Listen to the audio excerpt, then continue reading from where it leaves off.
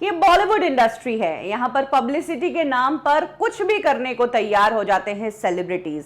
सालों से जिस शख्स ने बहुत इज्जत पाई भजन सम्राट बनकर, वो बिग बॉस में आते हैं, अपने से 38 साल छोटी लड़की से रोमांस करते हैं और दुनिया की आंखें फटी की फटी रह जाती है कि इन्हें ये क्या हो गया। जहां एक तरफ इस बदलाव को देखकर लोग शॉक्ड थे, वहीं इस बदलाव के कारण इनके चर्चे हो गए और पब्लिसिटी मिल गई।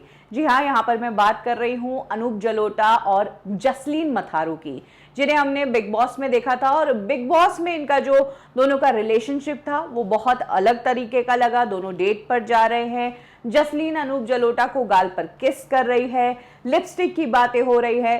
थोड़ा अजीब ये रिलेशनशिप था और सबके दिमाग में यही सवाल था कि ऐसा हो कैसे सकता है। बट बॉलीवुड है, यहाँ पर कुछ भी हो सकता है।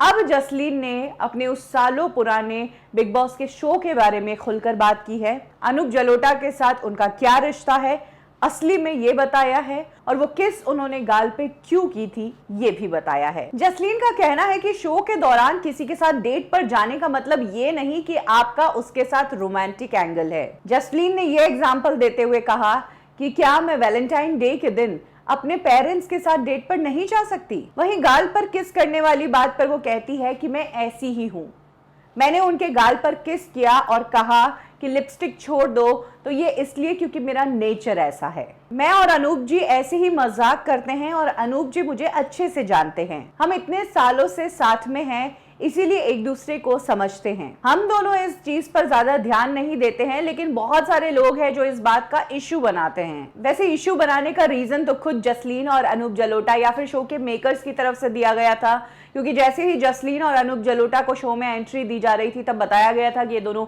3 सालों से रिलेशनशिप में हैं और शो में वो पोर्शंस ही दिखाए जिससे कहीं ना कहीं रोमांटिक एंगल की तरफ इशारा करते हो।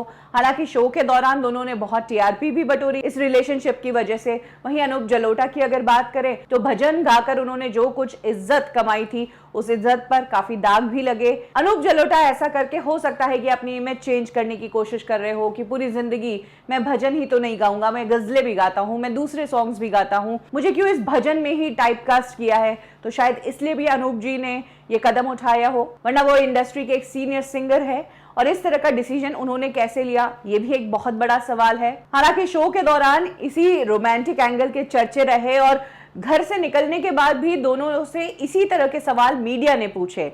तो बाहर आकर जसलीन की तरफ से ये कहा गया कि इनका जो रिलेशनशिप था वो गुरु शिष्य का रिलेशनशिप था। ये रिलेशन एक इंटीमेट रिलेशन तो है लेकिन सेक्सुअल रिलेशन नहीं है। कुछ इस तरह की बात जसलीन की तरफ से कही गई थी।